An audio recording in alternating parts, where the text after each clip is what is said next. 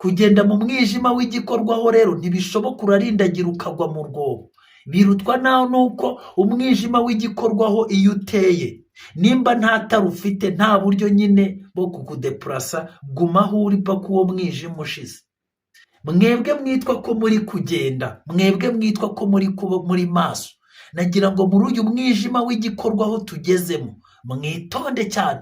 Niba wumva mu itabaza ryawe hatarimo amavuta atuma usoza uyu mwijima, ukigenda mu nzira ukimurikiwe, fumyamo wicaraho wari uri, ugume uko wahamagawe, ntiwongere kwivanga mu bindi bintu byinshi, wikwishyushya umutwe. Iyeze witunganye. Ni gute utinyuka ugahagarara ukabwira abantu, ukavugira ahantu isi yose ikumva, ukavuga ngo Imana yantumye itagutumye, Imana yambwiye ntabyo yakubwiye. Abandi babigize script kabisa, bakandika bagapanga ubuhanuzi. Buriya hari igihe mwebwe mbareba, nkabareba abantu mukurikiriza imbuga nkoranyambaga, nkareba buriya njyewe ikintu cya mbere iyo ngiye kureba ikiganiro nyine kinkuruye kuri amarangamutima yanjye, kinkururiye kukireba, ndakireba nkumva amagambo 3 nkahita njya muri comment kavuga ibi byo ngende kubireba ko ari ibinyoma, ariko se abandi bo bari kubyumva gute? Nagera muri comment nkasanga amena, mukozi w'Imana. Nakwibuka ukuntu ibyo binari script banditse, ari uko bicaye bagahanahana ibitekerezo, bakaza gusa babyitirira Imana, bavuga ngo Imana yavuze, bavuga ngo neretswe. Umuntu yicarana n'undi hariya cyokora mwarago. Umuntu yicarana n'undi hariya bagapanga ubuhanuzi, kandi wowe kuko barakuzi ko uri umuhanuzi, wowe genda uhagarare hariya uvuga ibi bintu byose ku murongo neza ujye ushyiramo n'umugabo muremure, nangiye gukanguka na nuko ngiye kubona na nuko arambwira ati mbega genda ubivuge neza, bakabimuciramo mu mayange, ubundi akicara bakamutera kamera bagatambutsa ubuhanuzi bagambiriye ibintu bibiri. Yesu Kristo nashimwe bavandimwe. Uwemera umuhanuzi kuko ari umuhanuzi azahabwa ingororano y'umuhanuzi, kandi uwemera umukiranutsi kuko ari umukiranutsi azahabwa ingororano y'umukiranutsi. Ku Ibuyerizima TV dufite gahunda yo kugura kamera n'ibikoresho byayo, biri kudutwara sagaho gatoya $1.5 million. Umwami wacu Yesu Kristo nagushyigikira, nawe dushyigikire, hanyuma twishakire umugisha, dukorere Imana tudafite imbogamizi nk'izo zose z'ibikoresho. Reka nizere ko ugiye kubikora. Twandikire kuri iyo nimero ubona kuri ekara yawe, cyangwa se utwoherezeho ubufasha bwawe. Yesu akuduhera umugisha. Shalom. Basuje kandi mbahaye ikaze mu izina rya Yesu Kristo. Amahoro y'Imana abane namwe. Nizere ko mumeze neza, muri mu Rwanda cyangwa muri mu mahanga, mugubwe neza mu izina rya Yesu. Mwese turabakunda, dushishikajwe, tunezezwa nuko twazagerana mu bwami bwo mu ijuru. Banyarwanda, batura Rwanda,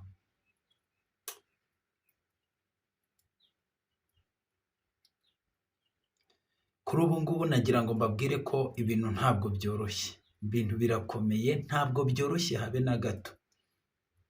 Jehova Yire bararirimbye ngo kora ku maso yanjye mwami, kora ku maso yanjye ndebe, kora ku matwi yanjye numve. Baravuga ngo tegeka rimwe gusa roho yanjye irakira, kandi hakira umuntu wari urwaye.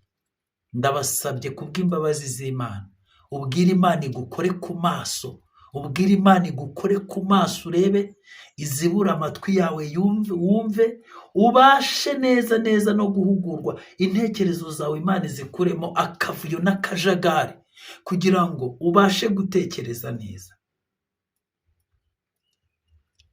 Muri iyi minsi muri kumbonana umwete muke, niko navuga, cyangwa se gusa ni umwete muke. Muri kubona nza gukora ibiganiro gakeya.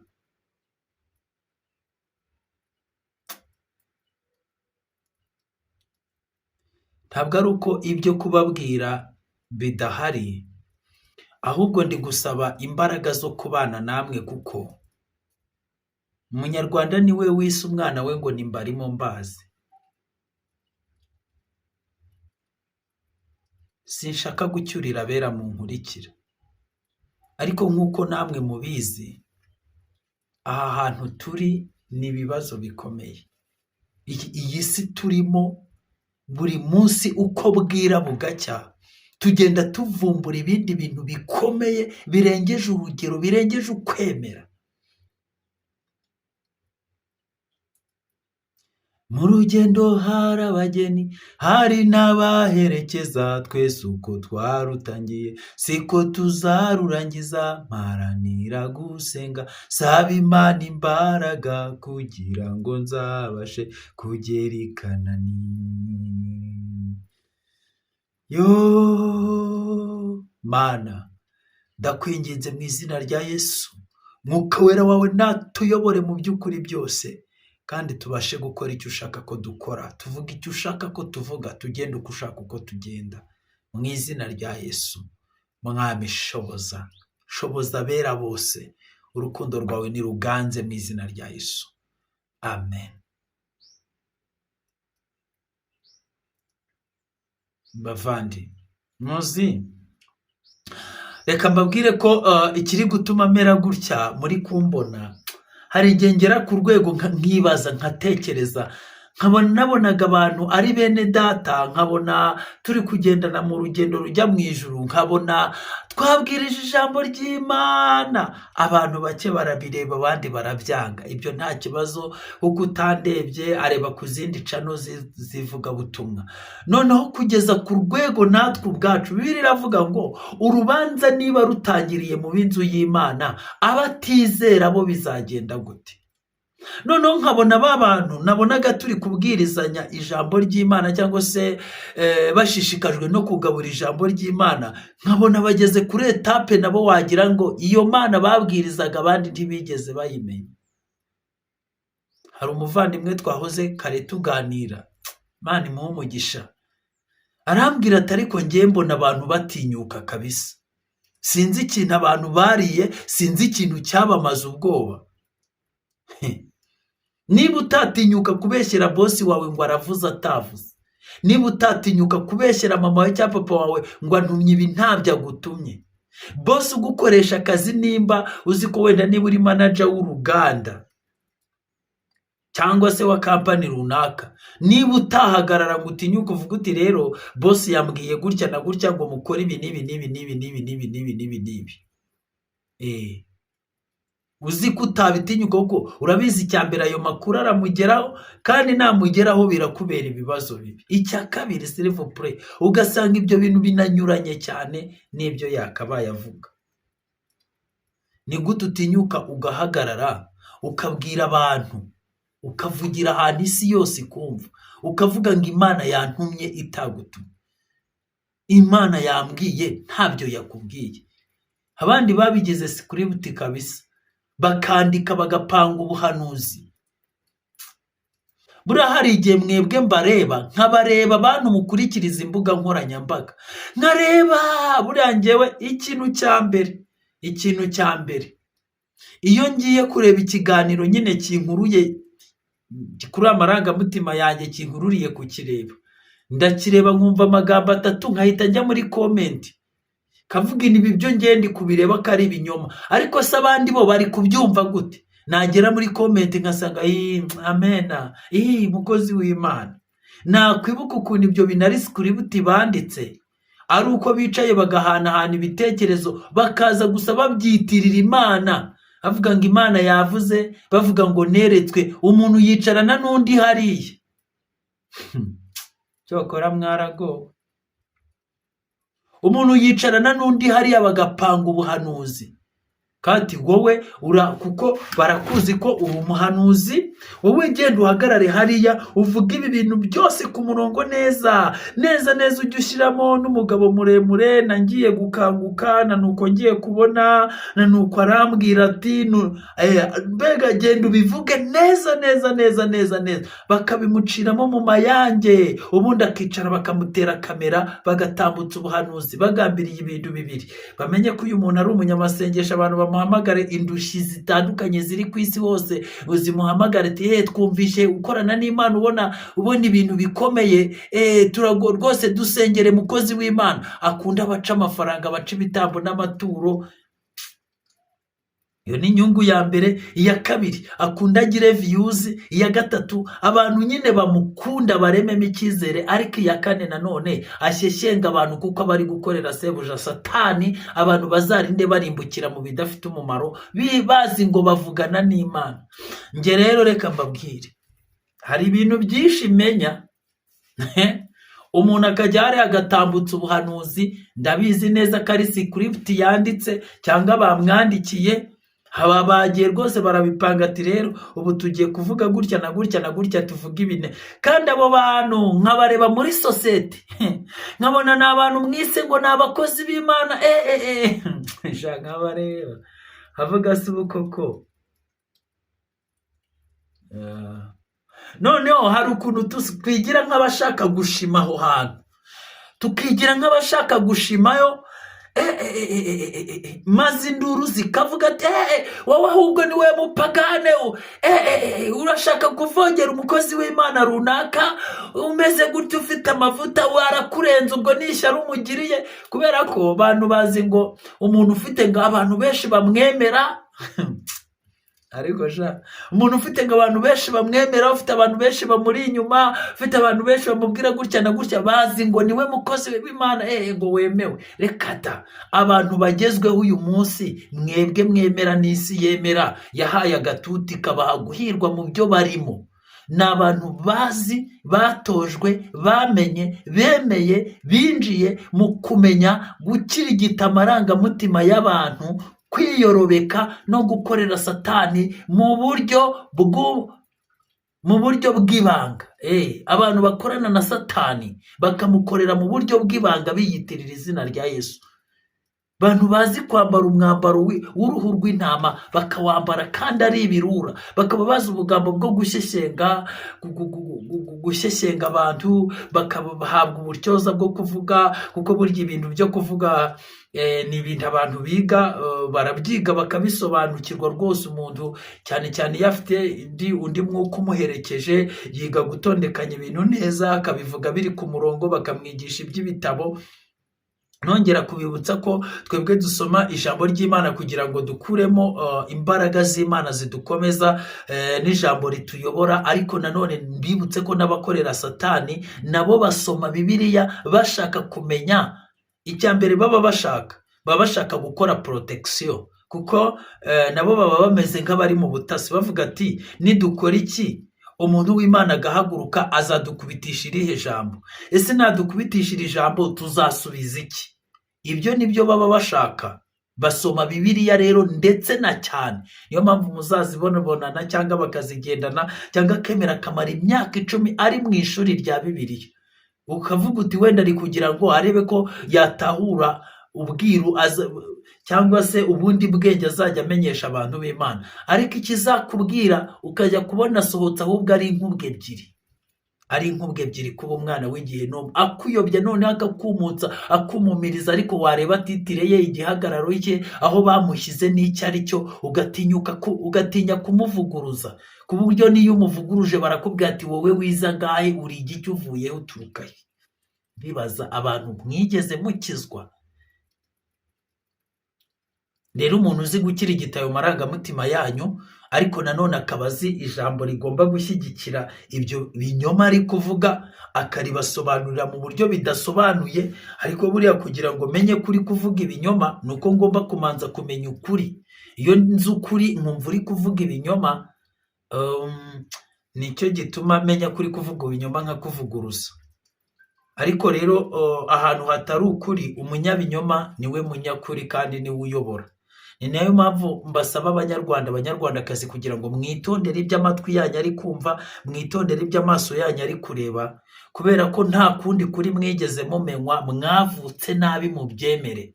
Muvuka n'abanyamadini babahisha ibintu, babahisha ukuri, babarerera mu binyoma. N'abagize ngo uyu munsi bari kwirotira mu madini, noneho bari kugwa mu yindi minwa y'ubuhenebere bw'umwijima mu rwego rukomeye.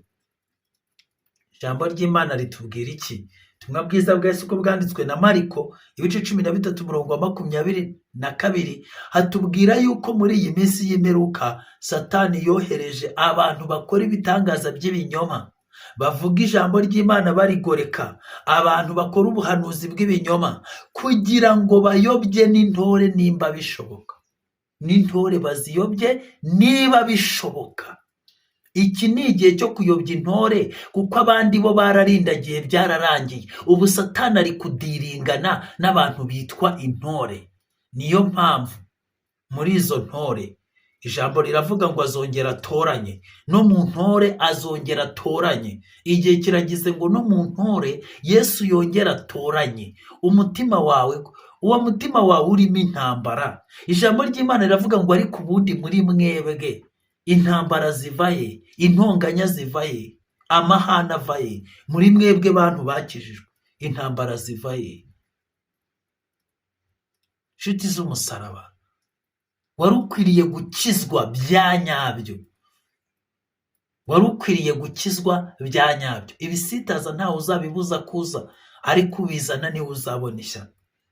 Nibyo dufite amarangamutima, turababara, shobora kubabara, ariko naho mbabaye ukabona ubwo buzima sibwo nabagamo. Ariko uzi umuntu witwa ko ari uw'Imana ariko ukabona arababaye kandi akaba muri ubwo buzima bw'umubabaro n'umujinya kandi yitwa ko yamenye Kristo. Rero mwantore mwe, reka nongere ngaruke kubigisha bantu muri kwigisha abandi muri iyi minsi y'imperuka. Ndagira ngo muhurize hamwe umutima muri Kristo kuko bikwiriye ibisonga byera bya Kristo bikiranuka, kandi mwiyezeho imyanda yose. Ibyo mudasobanukiwe muhumure, Mwuka w'Imana azarushaho kubibasobanurira. Ikintu kibi uzirinda ni ugukora ikintu cyiza. Ndavuga kuyobya abantu, guhisha ukuri ukuzi.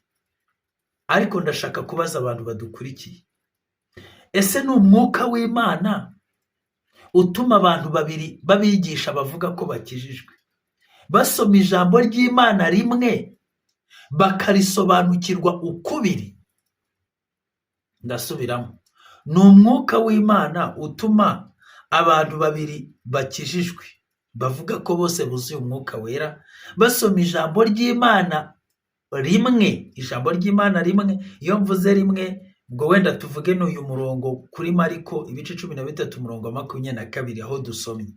Ese ni umwuka w'Imana utuma dusomera ijambo karisobanukirwa ukwanjye nawe ukarisobanukirwa ukwawe, ariko mu buryo bimera nka collision, bimera nka siriko, ku buryo njyewe uburyo ndisobanukiwemo burarwanya ubwo wowe urisobanukiwemo? Ndabyemera. Ibyo nemera ni uko umwuka w'Imana ashobora kudusobanurira mu buryo butandukanye bigendeye n'imitekerereze cyangwa n'urwego IQ yacu, ahantu urwego rw'imitekerereze yawe uko ruri. Yesu ashobora kugusura akakubwira ibigendanye n'uko utekereza cyangwa n'urwego rw'ubwenge ufite. Ibyo byo ndabyemera. Ariko ikikubwira ko ari umwuka w'Imana, ibyo umwuka wera yasobanurira umuturage wo mu cyaro wiyororera ingurube, wihingira ibijumba bye, utarigeze agera no mu wa mbere w'ishuri rya pirimeri, uko Imana yamusobanuriye, iyo ahuye n'uriya muntu uri mu rwego rwo hejuru w'umuprofeseri ufite profesora unigisha abandi, iyo bahuye bakaganira, wa muntu wari uri hasi wasobanukiwe ijambo ry'Imana mu rwego rwo hasi, ntabwo yumva profeseri we yarasobanuriwe ibinyuranye n'ibyo we yasobanuriwe. Oya, ahubwo yumva hari icyuzuzo, yumva ari icyuzuzo. Haleluya! Ibyo simvuze ko abaprofeseri b'iby'isi ari Imana isobanurira ibiremereye, birashoboka, ariko nanone Imana ishobora no gusobanurira umuntu wo hasi, kuko Imana nyine ihereza ubwenge, ntihamagara abanyabwenge ibuha abo yahamagaye. kandi nihamagara abashoboye ishoboza abo yahamagaye. Ariko nashakaga kukubwira ko ikizakubwira ko mwese muri abantu b'Imana kandi mwayobowe n'umwuka w'Imana, nubwo mutabisobanukiwe kimwe cyangwa ahantu hamwe cyangwa urwego rumwe, nubwo mutari ku myumvire imwe, ariko nimuvugana ikizababwira ko umwuka w'Imana ari we arimo mwembi, nuko muzakompletana. Hari ibyo uzumva yujuje muri wowe, hari n'ibyo uzumva nawe wujuje muri we, nawe azumva wujuje muri we. Ariko nituza kuganira ijambo ry'Imana ukumva uburyo ndisobanukiwe, ni uburyo bukurwanya wowe. Nkakubwira ko ari umwuka w'Imana uri kusobanurira ibyo nawe uri gusobanukirwa, ariko mu buryo burwanyana, ku buryo nyene n'urugero, nimba wowe unkurikiye n'undi muntu akaba agukurikiye, ku buryo abo bantu nibaganira batazahuza, ahubwo bazumva harimo ibintu byo guhondana imitwe cyangwa byo gupingana n'ibyo kudahuza. Nagira ngo njye uko mbyumva ku rwego rwanjye, reka mvuge ku rwego rwanjye, kuko nanjye sinari nagera, si uko maze guhabwa rwose, kimwe cyo nanjye ndimo gushaka gusigara. Niyo mpamvu muzabona ibintu byinshi mbyumva nicecekeye, niturije gake gake. Nzagenda uko zingana, icyo nzi nuko nzagera mu ijuru. Icyo nzi mparanira cya mbere ni ukugira umutima utanciriye urubanza, utandega ikibi. Nicyo mparanira, kugira ngo umwami wanjye Yesu azaze, naho yasanga ndi umunyantege nkeya, ariko ntazasange nanduye cyangwa nanduza abandi. Rero nari mbabajije ngo mutekereza ko ari umwuka w'Imana utuma abantu basoma ijambo rimwe, iri jambo ry'Imana, bagasoma ijambo ry'Imana rimwe bakabisobanukirwa ukuntu gutandukanye, kandi kurwanyana, kutuzuzanya, ahubwo kurwanyana? Icyo ni ikibazo kimwe. Icya kabiri, ko tugeze mu mwijima w'icuraburindi, kandi akaba ari umwijima uramara akanya. Nashakaga kukubaza ngo ufite taraki? Ese ufite amavuta angana iki mu itabaza? Ese itara ryawe riraporoteje ku buryo rikomeza ryaka naho ari mu muyaga umeze ute? Kubera ko naje mbona ko abantu bari buze kuba batangiye urugendo, kubera umwijima n'uw'umwanya munini. Nongere mbibabwire, ku Mana ni muto, ariko kuri twebwe ni munini.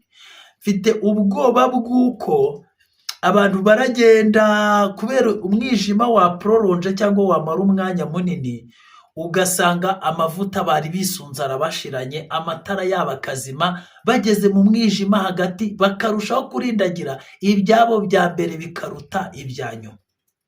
Ijambo ry'Imana ritubwira ko mu Egiputa higeze kuba umwijima w'igikorwaho.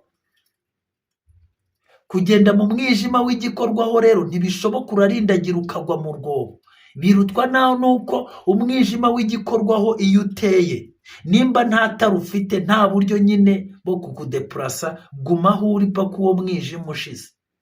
Mwebwe mwitwa ko muri kugenda, mwebwe mwitwa ko muri maso, nagira ngo muri uyu mwijima w'igikorwaho tugezemo mwitonde cyane. Niba wumva mu itabaza ryawe hatarimo amavuta atuma usoza uyu mwijima, ukigenda mu nzira ukimurikiwe, fumyamo wicaraho wari uri, ugume uko wahamagawe. Ntiwongere kwivanga mu bindi bintu byinshi, wikwishyushya umutwe. Iyeze, witunganye, urwane nawe, wihatana no gukurubana ibyo nawe udafitiye imbaraga zo kugenda. Nawe niba udafite imbaraga zo kugenda, urumva uri buze gukurubana ibindi bintu ukagera iyo ujya.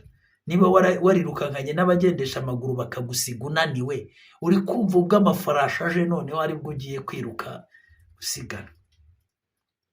Ibyo mvuze, umwuka w'Imana abasobanurire, mubyumve mu mwuka. Uyu mwijima uramara akanya, kandi tageti ya Satani, tageti y'uru rugamba ni ukugusha intore. Nkuko byanditswe ngo nzakubita umwungeri intama zitatane. Satani arabizi yuko abandi bo yarabarangije. None wowe wagize amahirwe ukabona akajisho kamwe kareba, wowe wagize amahirwe ukarokora utuvuta, wowe wagize amahirwe ukaba ufite utuzi duke mu butayu, nagira ngo nkubwire ngo iki ni igihe cyo kutwibikaho no kudukontorora. Hari abantu nabonye bari kutunyanyagiza, birwa ngo bari gusengera abantu. Urasengera abantu barangije guhitamo uruhande rwabo, urabashaka iki? Uwezwa niyezwe, n'uwandura agume yandure.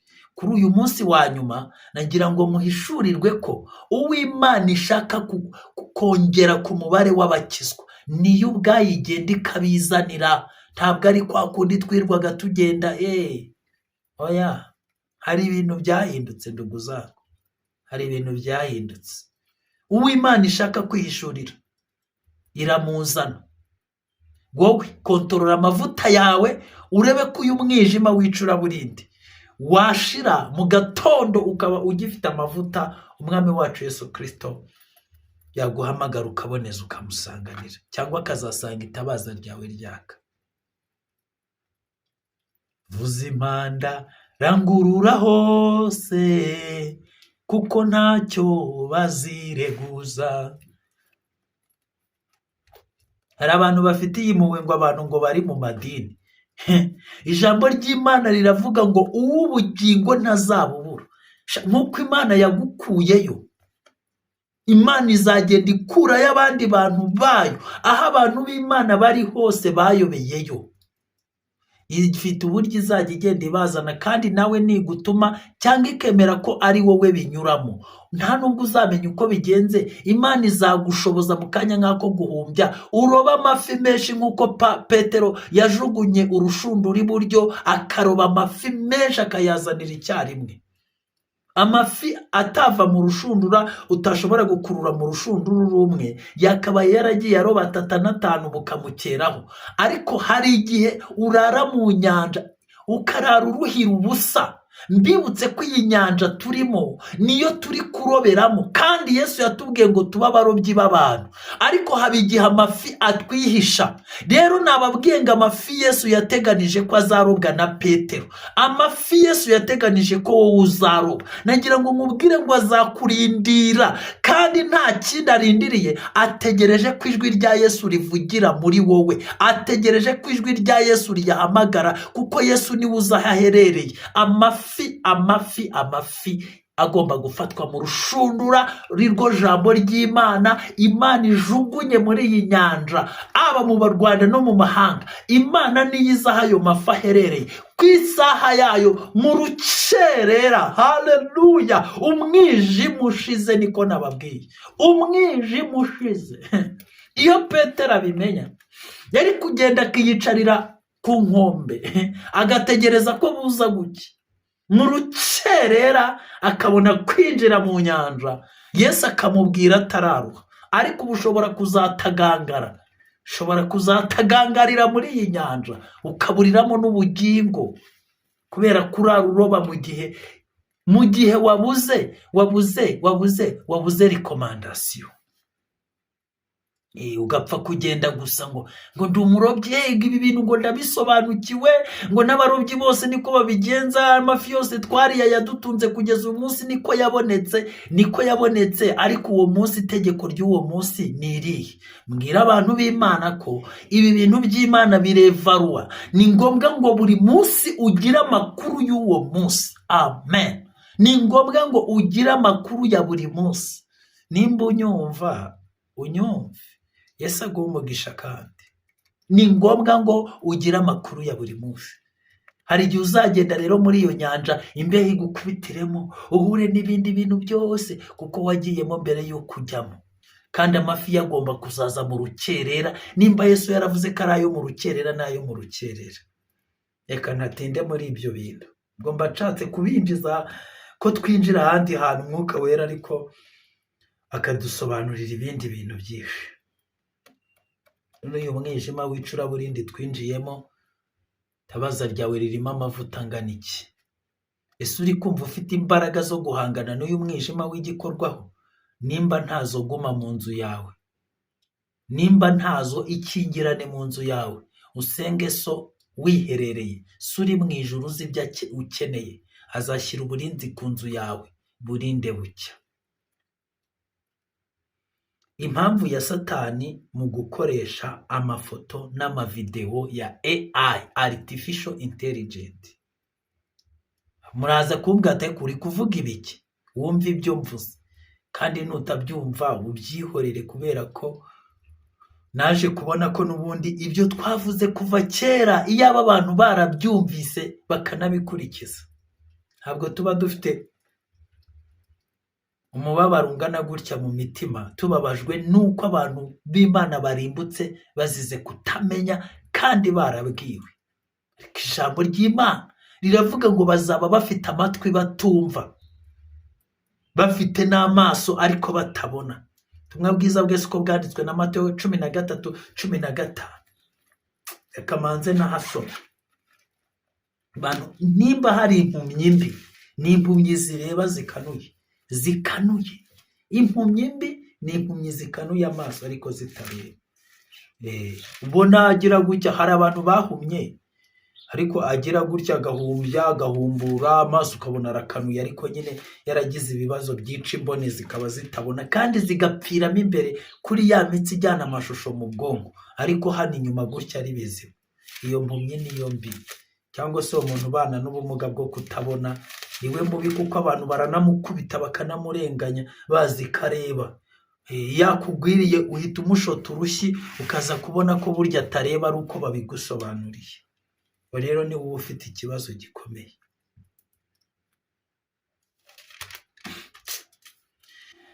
Aha,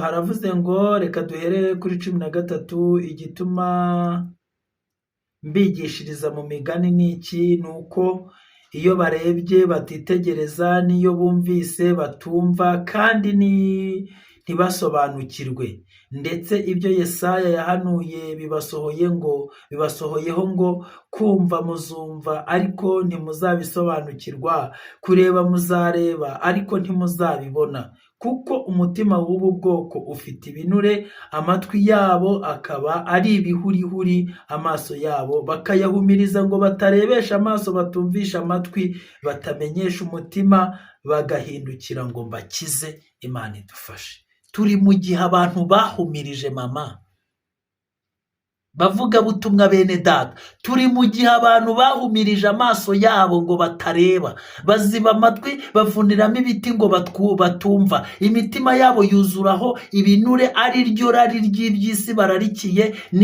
n'imigenzo bahaweho na ba sekuruza b'abakarande na kavukire na karande z'abadayimoni, n'ibyaha byabahuritse umutima, biyitirira izina rya Yesu ariko ntibashaka gusa nawe, ntibajya mu ijuru. Nimurekane n'izo nkozi z'ibibi zitabatekereza mu rugendo.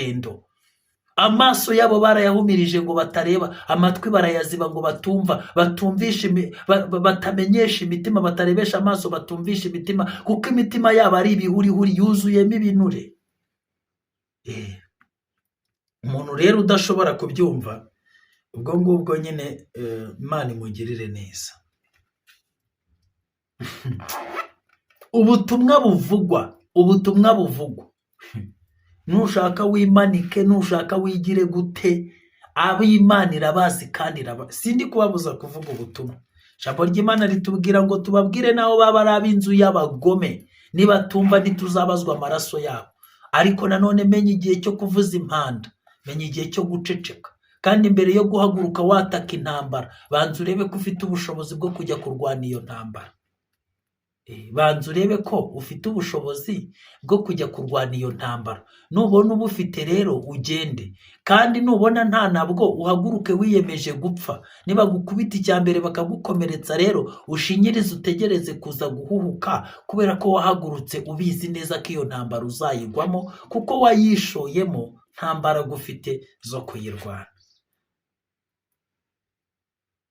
Urakoze. Impamvu y'amashusho n'amavideo ya AI, muri kugenda mubona ubugome bukomeye bwa Satani, uburiganya bubi, n'iterabwoba, kugira ngo bahahamure abantu, kuko hari amafoto ubona y'ibintu ugahahamuka, ukagira ubwoba, ukumva utakaje na equilibre, ukabaho uri igikange, uri igihahamuke, baraguhahamuriye mu bintu bitabaho. cyangwa baraguhahamuje ibintu bitabaho. Ikindi ni ukurangaza abantu no kubashyeshyenga,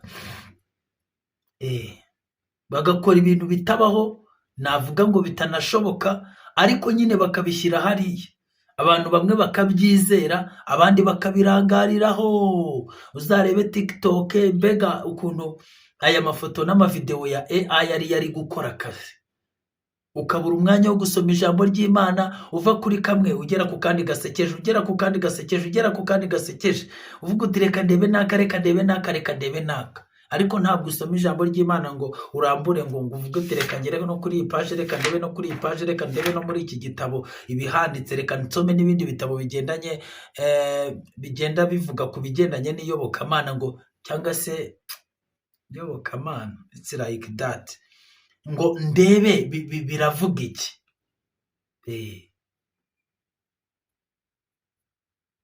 Ikindi ni uko ari umwuka wa manipulation, nyine kukumanipira, kugushyeshyenga, ibintu nk'ibyo ntabwo Satani aba yabiteguriye gutyo gusa.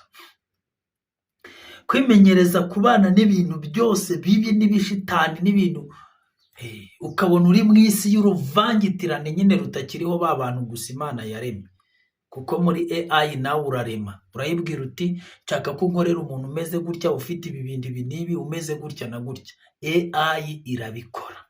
Ikindi ni ugutera urujijo, icyo bita gutera urujijo, kugira ngo utazigera umenya ngo ni ibiki biri kubaho.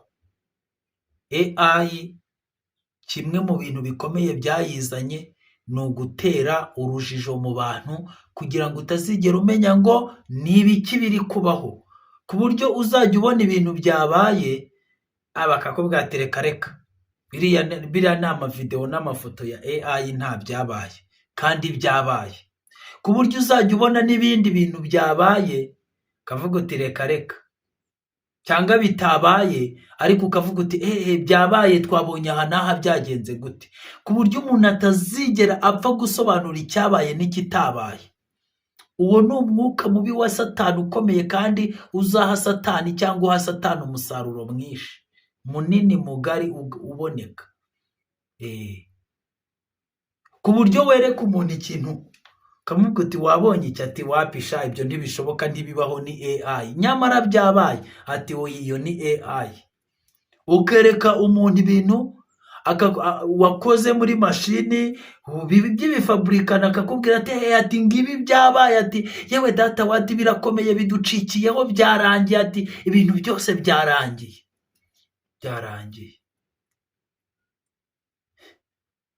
Satani afite umugambi mubi wo kugirira nabi abantu b'Imana. Mube maso. Nagira ngo mbwire rero abantu mwese mudukurikiye, kugira ngo mwirinde muri iki gihe cy'ubuyobe bukomeye, cy'umwijima ukomeye, kugira ngo utazasiga ubahitanye, kuko uzarangira ariko utazasiga ubahitanye.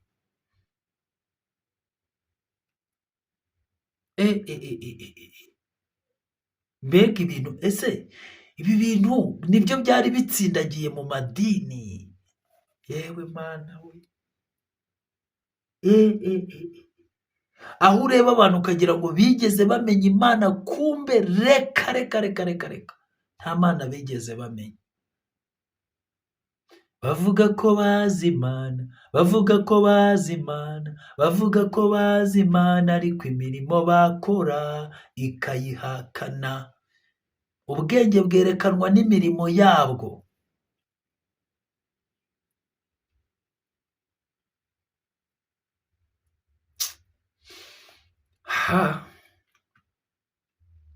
Mbabajwe nawe mugenzi usigaye inyuma, mbabajwe nawe mugenzi usigaye inyuma. Ewe mwoka byara, hari ibintu nyine mba nabonye, n'ibyo mba ndi kureba, n'ibyo mba ndi kumva, n'ibyo mba ntekereza, n'ibyo mba mbona, nkumva mbuze aho mbihera gusa, usibye kwituriza tugasenga, naho ubundi ikibi cyabaye kibi, kandi ikizira cyageze ahera. Mana ufashe abantu bawe umwuka wera wayobora abera bose kandi mu kuri no mu rukundo no mu bwenge. Abawe bari gushyirwaho ikimenyetso nk'uko na Satani abe yabashyizeho ikimenyetso, ariko turakwinginze kugira ngo turinde uburangare n'ubuhenebere bwo mu minsi y'imperuka. Ubuntu bwawe nibubane n'abizera bose mu isi yose mu izina rya Yesu Kristo, amen. Yesu abahe umugisha.